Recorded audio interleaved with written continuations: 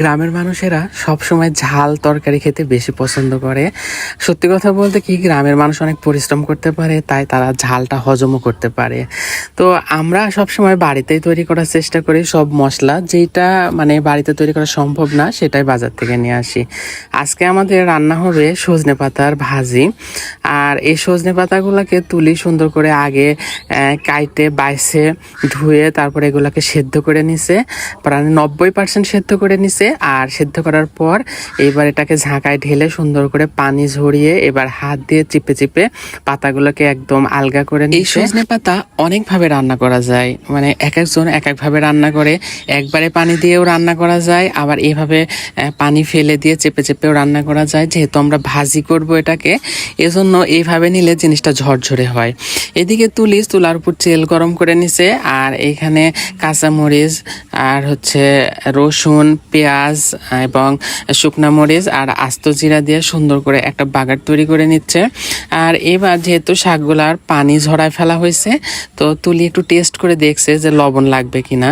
তো টেস্ট করে দেখলো যে 2 চামচ লবণ লাগবে। তো বাগারের মধ্যে লবণটাকে সুন্দর করে দিয়ে এই তো বাগারটা অনেক সুন্দর করে তৈরি করে নিছে। এটা কিন্তু শাকের জন্য একটা স্পেশাল বাগার। এই বাগারটা যত ভালো হবে শাক খেতেও তত ভালো লাগবে। এবার এই শাকটাকে সুন্দর করে ভাজতে হবে হালকা মিডিয়াম জালে। 10 মিনিট ধরে সুন্দর করে আস্তে আস্তে লাড়তে লাড়তে ভাজা ভাজা হয়ে যাবে। এইদিকে তুলি শাক ভাজছে, আর ওইদিকে বিটি ব্লেন্ডারে মরিচের গুঁড়া করে নিচ্ছে। আগে বিটি পাটায় বেটে মশলা করতো, আর আমরা এই ব্লেন্ডারটা আনার পর থেকে আমার বিটি এখন ব্লেন্ডারে মশলা করা শিখে গেছে। এইদিকে শাকও প্রায় ঝরঝরে হয়ে গেছে, এখন শাকগুলাকে তুলে নামায় নেবে।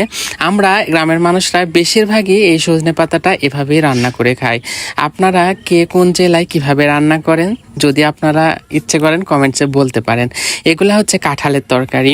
আমাদের বাড়িতে এখন প্রায় কাঁঠালের তরকারি রান্না হয়, কারণ কাঁঠালের তরকারিটা সবাই পছন্দ করে। এই কাঁঠালের তরকারিটা আমার ফুপু রান্না করেছে, আর এই শাকটা তুলি রান্না করছে। এইদিকে আমার ভাইয়ের ছেলে এক ব্যাগ আম দিয়ে গেছে এখানে। আমি আবার তুলিকে বললাম, তুলি দেখো এগুলো হচ্ছে আম্রপালির আম, দেখতে কি সুন্দর আমগুলা। তো আমগুলা রান্নাঘরে নিয়ে এসে ঢালা ফেললো। আমার আনিকা তো সবসময় আম খেতে পছন্দ করে, এই জন্য আমগুলা আনিকার জন্য রান্না করে সাজায় রাখলাম। তো আজকের ভিডিওটা এ পর্যন্তই। সবাই ভালো থাকবেন। আল্লাহ হাফেজ সবাইকে।